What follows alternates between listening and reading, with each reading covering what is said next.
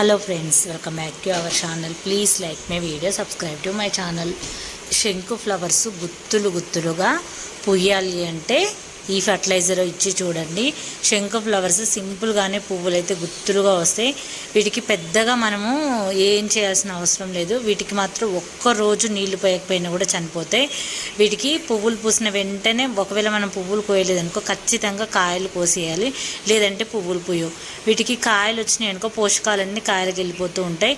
మనకి ఎందుచేతనైనా కుదరకపోతే ఆ రోజు కోయకుండా వదిలేస్తాం కదా, వాటి వల్ల కాయలు ఎక్కువైనప్పుడు పువ్వులు తగ్గిపోతాయి. మనం రెగ్యులర్గా పువ్వులు కోసామనుకో ఇక పువ్వులు ఎక్కువగా పూస్తూ ఉంటాయి. వీటికి ఉన్న కాయలు మాత్రం ఖచ్చితంగా పించింగ్ చేస్తూ ఉండండి. ఇది ఈజీగా బ్రతుకుతుంది. వీటిలో ఉండే కాయలతో పడి ఒక్కసారి మన గార్డెన్లో మొక్కుందంటే అసలు ఆ విత్తనం పోనే పోదు. ఇంకా నేను కుదిరిన రోజు పువ్వులు కోయకపోతే అవన్నీ కూడా కోసి మళ్ళీ మొక్క మొదట్లోనే వేస్తాను. దీనికి మాత్రం రోజు రెగ్యులర్గా వాటర్ అయితే చేయాలి. వాటరింగ్ చేయకపోతే ఈజీగా చనిపోతుంది ఇది. ఎందుకంటే ఒక్కసారి ఎండిపోయిందంటే ఇంక అస్సలు చిగురించదు. వీటికి జస్ట్ మనము ఇంట్లో ఉండే బియ్యం కడిగిన వాటర్ వేస్తే సరిపోతుంది. పెద్దగా వీటికి పోషకాలు అవసరం లేదు. వీటికి రెగ్యులర్గా నార్మల్గా వాటర్ కానీ బియ్యం కడిగిన వాటర్ కానీ ఇచ్చిన వరకు మన గార్డెన్లో మొక్కలతో పాటు ఇచ్చే పోషకాలు ఏవైనా సరే ఇచ్చినా కూడా వీటికి బాగా పువ్వులు అయితే వస్తాయి. వీటిలో రకాలు చాలా ఉంటాయి. ఇది సింగిల్ పెటల్, డబల్ ఉంటుంది, త్రిబుల్ ఉంటుంది, చాలా ఉంటాయి. ఒక్కసారి మీకు దగ్గరలో ఎవరింట్లోనైనా ఉన్నా కూడా ఒక్క సీడ్ తెచ్చి వేయండి, ఈజీగా మనకు మొక్కలు అయితే వస్తాయి. ఇంకా ఆ తర్వాత చూడండి మల్లె పువ్వులు ఎలా వచ్చినాయో గార్డెన్లో చాలా బాగా వచ్చినాయి.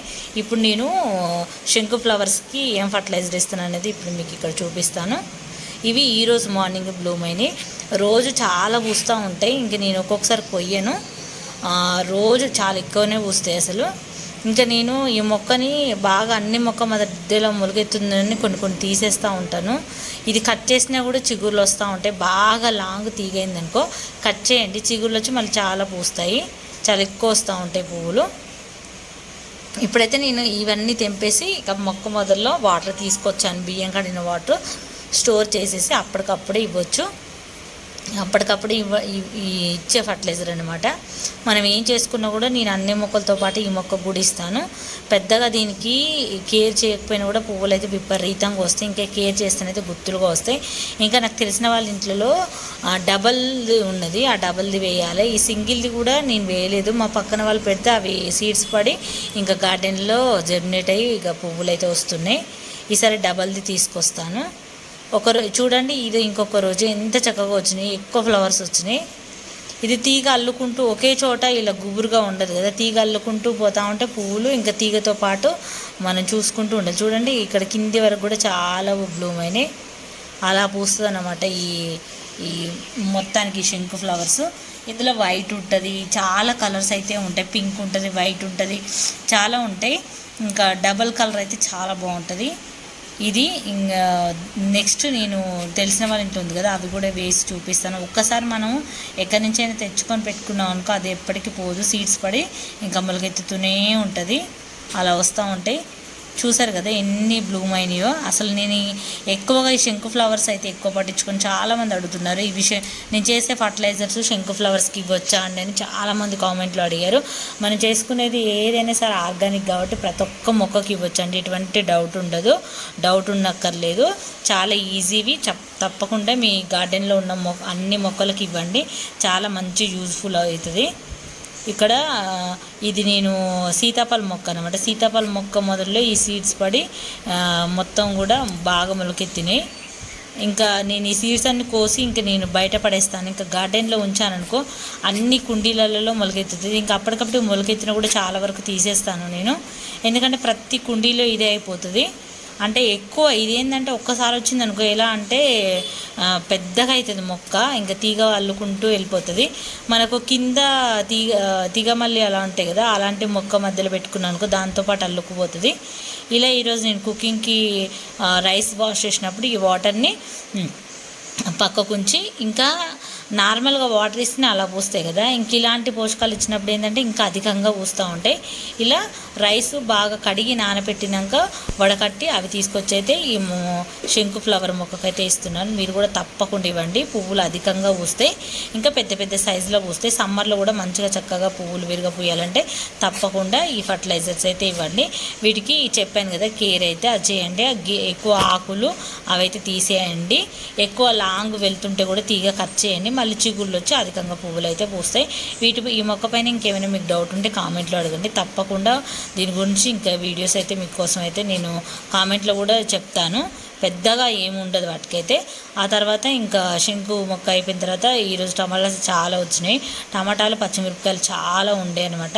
అవి కూడా కోస్తున్నాను. గార్డెన్లో చాలా వచ్చినాయి. ఎండాకాలం అయినా కూడా చూడండి ఎంత చక్కగా వస్తున్నాయో. కాయలు అయితే చాలా బాగా వస్తున్నాయి. మీరు కూడా తప్పకుండా ట్రై చేయండి. మొక్కలు ఇక నుంచి మీరు మొక్కలు పెంచుకోవాలనుకుంటే పాట్స్ రెడీ చేసి పెట్టుకొని వర్షాకాలానికి మళ్ళీ సిద్ధం చేసుకోవచ్చు. అసలు నాకైతే నిజంగా గార్డెన్లో ఎంత అంటే రోజుకు 2 సార్లు వాటర్ వేయాల్సి వస్తుంది. ఎండలు బాగా కొడుతున్నాయి. ఇక్కడ చూడండి, మనం గ్రాండ్ నర్సరీ మేళలో తెచ్చాం కదా, అప్పుడే ఎన్ని కాయలు వచ్చినాయి చూడండి. అది దొండ మొక్కకు పెన్సిల్ దొండ. ఇంక ఇది చిన్న పాట్లోనే పెట్టాను. పెద్ద పాట్లోకి షిఫ్ట్ చేసుకోవాలి దాన్ని. అసలు ఇక్కడ చూశారు కదా, పచ్చిమిర్చి అయితే ఎంత వచ్చినాయి అంటే అసలు విపరీతంగా కాయ అయితే వచ్చింది. పచ్చిమిర్చి అయితే చక్కగా హార్వెస్ట్ అయితే చేశాను. ఎంత లాంగ్ సైజు ఉన్నాయంటే నిజంగా నర్సరీ మేళలో ఏది తెచ్చుకున్నా వృధా కాదని నాకు అనిపించింది. నిజంగా తప్పకుండా నెక్స్ట్ ఇయర్ కూడా నేను మళ్ళీ వెళ్తాను. అసలు ఇన్ని సంవత్సరాలు ఎందుకు వెళ్ళలేదా అనిపించింది. అక్కడ నుంచి వచ్చిన ప్రతి ఒక్క మొక్క కూడా ఎంత బాగా, ఇప్పుడు పెన్సిల్ దొండే కావచ్చు, నాకు ఇక్కడ ఇవి పచ్చిమిర్చి కావచ్చు చూడండి. ఇంకా నేను సీడ్స్ తెచ్చుకున్నాను కానీ వర్షాకాలం పెడదామని అవేం నాటుకోలేదు. ఇంకా చాలా కాయలు అయితే ఉన్నాయి. ఇంకా చూడండి, ఇవైతే ఎంత చక్కగా వస్తున్నాయంటే చాలా బాగా వస్తున్నాయి. అసలు ఎన్ని పచ్చిమిర్చి వచ్చినాయో అసలు నేనే ఆశ్చర్యపోయాను. అసలు చాలా వస్తున్నాయి.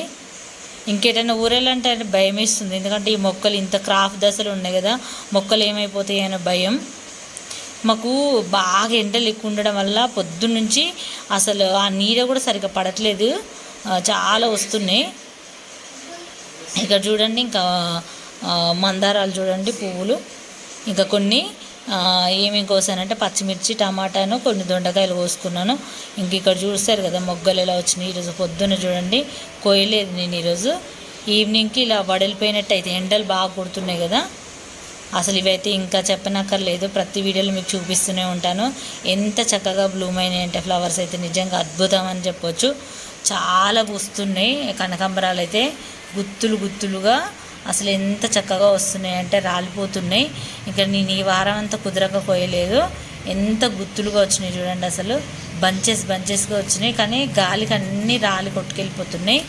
ఆ మల్లెపూలు కనకాంబరాలు కట్టినాం అనుకో, మాలైతే ఎంత బాగుంటుంది అంటే అసలు చాలా బాగుంటుంది. ఈసారి కోసినప్పుడు మండే అట్లా కోస్తాను. అప్పటి వరకు ఉంటాయో మళ్ళీ రాలిపోతాయో తెలియదు. చూడండి, కొన్ని మల్లె పువ్వులు, పచ్చిమిర్చి, అలాగే టమాటాలు అయితే ఈరోజు కోసాను.